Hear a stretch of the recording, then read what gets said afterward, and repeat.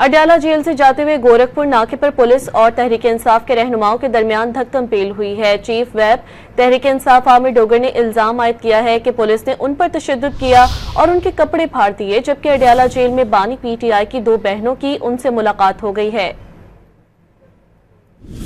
इस बारे में मजीद तफसीलात जानेंगे। डॉन न्यूज के नुमाइंदे ताहिर नसीर हमारे साथ लाइन पर मौजूद है। ताहिर नसीर, मजीद क्या तफसीलात हैं इस हवाले से आपके पास?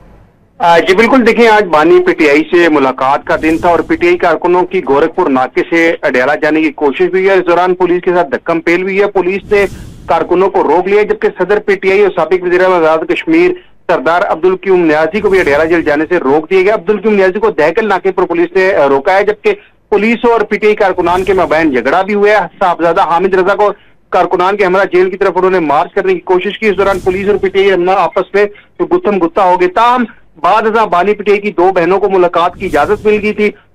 उस्मा खान और नूरीन खानम को लेकर पुलिस अडयाला जेल की जानिब रवाना हुई, जबकि उनके कजन कासिम जुमान को मुलाकात की इजाजत ना मिली।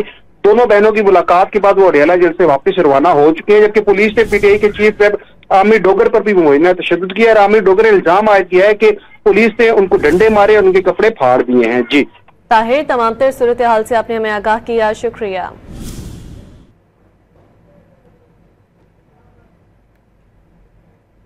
अडयाला जेल से जाते हुए गोरखपुर नाके पर पुलिस और तहरीक इंसाफ के रहनुमाओं के दरमियान धक्कम पेल हुई है। चीफ व्हिप तहरीक इंसाफ आमिर डोगर ने इल्जाम आयद किया है कि पुलिस ने उन पर तशद्दुद किया और उनके कपड़े फाड़ दिए, जबकि अडयाला जेल में बानी पीटीआई की 2 बहनों की उनसे मुलाकात हो गई है।